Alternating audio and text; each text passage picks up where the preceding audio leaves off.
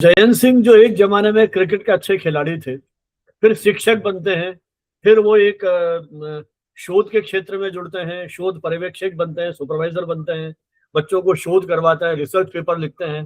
फिर अचानक उनके व्यक्तित्व में एक बदलाव आता है और वो शिक्षक राजनीति से जुड़ते हैं। तो ये जो शिक्षक संघों से आपके जुड़ने की जो प्रेरणा है या इच्छा शक्ति है, क्योंकि पूरा आपकी जो पारिवारिक विरासत है, परंपरा है, वो तो शिक्षा से आई। तो एक शिक्षक के रूप में कुछ नया कर गुजरने की तमन्ना के साथ साथ एक शिक्षक आंदोलन से जुड़ने की प्रेरणा, या ये जो सारी आपने चिंताएं बताई हैं, क्या कहीं इसमें कोई परिवर्तन की लालसा आपको शिक्षक आंदोलनों से जुड़ने के लिए कहीं प्रेरित कर रही थी, या वो तात्कालिक कारण क्या थे कि आप अचानक इस ओर मुड़ जाते हैं? देखिए, अचानक तो नहीं कह सकते, लेकिन मैंने आपसे कहा था कि मेरा मूल स्वभाव एक खिलाड़ी का है। जी।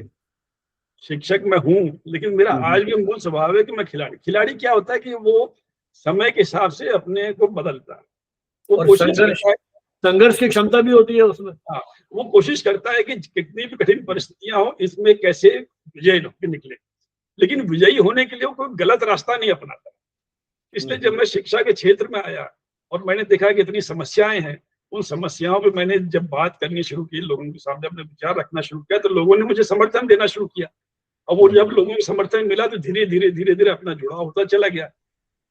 और जब एक बार जुड़ाव हो गया, मैंने कहा था कि मूलतः स्वभाव खिलाड़ी का है, तो जब मैंने शिक्षक में समस्याएं देखी तो मुझे लगा कि इसमें ईमानदारी से काम करना चाहिए, और अगर आप ईमानदारी से काम करोगे तो आपको अंततः सफलता मिलती है, वही सफलता है।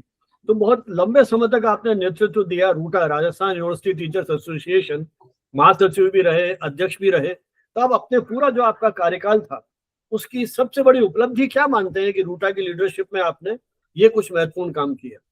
देखिए, अब मैं इतने लंबे समय तक यहाँ पे जुड़ा रहा, महासचिव भी रहा, शिक्षक संघ का अध्यक्ष भी रहा। मेरा ये मानना है कि हमने जब भी काम किया, हम ये मान के चलते थे कि हमारी जिम्मेदारी शिक्षकों के प्रति है, हमारी जिम्मेदारी प्रशासन के प्रति नहीं है।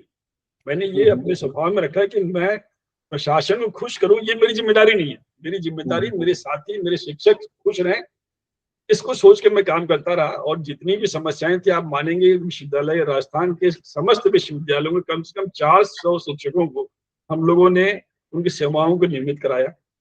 फिर उन सब शिक्षकों को हमने प्रमोशन के लिए एसोसिएट प्रोफेसर हम लोगों के संघर्ष के कारण ही मिला। और विश्वविद्यालय में नियम से काम हो, शैक्षणिक जो हमारी निकाय बने हैं, उनका निकायों का समय पे बैठक हो, इन सब चीजों के लिए हम लोगों ने प्रयास किया। इसमें मुझे जरूर कई बार हमारे जो कुलपति रहे हुए हैं, प्रशासनिक अधिकारी रहे हुए हैं, उनसे वार्ता के दौरान कई बार मनमुटाव हुए, लेकिन अंततः वो लोग भी समझ गए कि जो इस समय लोग काम कर रहे हैं शिक्षक संघ में, ये लोग बेसिकली ईमानदार लोग हैं, किसी दुर्भावना से प्रयास नहीं कर रहे हैं, इनका जो भी लक्ष्य है वो ईमानदार। इसलिए अंत में हमको सफलता मिलती रही। लोग बाद में हमारी बातों को समझते गए और हमारी बातों को जो भी माना उन्होंने सफलता मिली। देखिए जयंत जी, आपका वो जो कार्यकाल था, संयोग से मुझे भी मौका लगा, मैं भी उस समय आपके साथ विश्वविद्यालय में था। आप सहित जितने भी शिक्षक नेता थे, उनके जो तेवर थे वो मैंने भी देखे। और जैसा आपने कहा कि कुलपतियों के साथ मतभेद भी रहे, और जो हमारे अकादमिक निकाय हैं, चाहे वो एकेडमिक काउंसिल है, सेनेट है, वहां जिस तरह से वाद विवाद होता था इन मुद्दों को लेकर के, बड़ी गहरी और बहुत तीखी चर्चाएं भी मैंने देखी हैं। धीरे धीरे, मुझे पता नहीं आप मेरी टिप्पणी से सहमत होंगे नहीं होंगे, उस तरह के शिक्षक नेता, उस तरह के तेवर वाले शिक्षक नेता, या जिस तरह का वो संघर्ष करते थे, मैंने देखा है शिक्षा के सब तरफ पुलिस से घेर रखा है, लेकिन बिना किसी भय के उन्होंने वो सारे संघर्ष को, क्या आसान काम नहीं था 250, 300, 400 शिक्षकों की सेवाओं को नियमित कराना। तो किस तरह से आपने संघर्ष किया विश्वविद्यालय स्तर पर और सरकार के स्तर पर, वो अपने आप में एक यादगार लम्हे हैं। लेकिन धीरे धीरे वो जो शिक्षक आंदोलन है, क्या लगता है आपको कि आज के दौर में कहीं वो अपने मूल उद्देश्यों से भटक गया है, या आज भी उस तरह के जो शिक्षक नेता हैं तीखे तेवर वाले हैं, या केवल कागजी शेर है? मतलब क्या लगता है आपको? और इसी के साथ ये भी मैं आपसे पूछना चाहूंगा कि शिक्षकों से आप क्या अपेक्षा करेंगे, कि वो शोध अनुसंधान में जुड़े रहे, या साथ के साथ ये जो शिक्षक राजनीति है या शिक्षक आंदोलन है, इनके साथ भी उनका एक सक्रिय योगदान होना चाहिए? ये नहीं कि वो 4 कार्यकारिणी मेंबर हैं, वही संघर्ष करते रहे। तो सामूहिक जुड़ाव।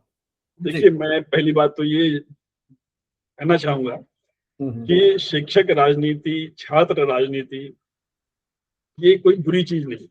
जी। हर विश्वविद्यालय में शिक्षकों को अपने हितों के संघर्ष के लिए, विश्वविद्यालय के हितों की रक्षा के लिए संघर्ष करना चाहिए, और उसका तरीका यही कि वहां के जो शिक्षक संघ बने हैं उसमें भाग लेना चाहिए। ऐसे ही छात्र राजनीति से भी बहुत जरूरी है। अब जी। ये अलग बात है कि आज में जो छात्र राजनीति हो रही है उसको हमारे विश्वविद्यालय के जो प्रशासनिक अधिकारी वो संभाल नहीं पाते हैं, तो छात्र राजनीति को दोष दे देते हैं। मैं ईमानदारी से कहूं तो मैं बहुत बड़ा समर्थक हूँ शिक्षक संघ, कर्मचारी संघ और छात्र संघ। रही बात आज का नेतृत्व उतना संघर्षशील क्यों नहीं, तो इसके लिए सबसे बड़ा कारण ये है कि विश्वविद्यालयों में अगर आप समय से नई भर्ती नहीं करेंगे, अगर आप पदोन्नति नहीं करेंगे, शिक्षक संख्या में कम हो जाएंगे, वरिष्ठ शिक्षक सेवानिवृत्त हो जाएंगे, तो जो हमारे नए शिक्षक अभी आए हैं, जिनको विश्वविद्यालय की कार्यशैली को समझना है, अभी जो भी समझने की प्रक्रिया में, उनसे आप सोचें कि वो इतना कुशल नेतृत्व कर पाएंगे, ये हमारी बहुत ज्यादा ज्यादती होगी हमारे नए शिक्षकों के साथ। अगर इनको अनुभव हो जाएगा, देखिए अनुभव मिलता जाएगा, ये लोग भी उतने ही जुझारू, उतने ही कर्मशील और उतने ही संघर्षशील होंगे, और विश्वविद्यालय में कौन सा काम करने से विश्वविद्यालय का हित होगा, वहां के साथियों का हित होगा, उसके बारे में समझने लगेंगे, उसी हिसाब से वो लोग कार्यशैली अपनाएंगे। इसलिए मुझे ये नहीं है कि हमारे साथी कमजोर हो गए, परिस्थितियां अभी उनको सिखा रही हैं, सीखने के दौर में, सीखने के पश्चात वो लोग भी पहले जैसे ही संघर्षशील और जुझारू।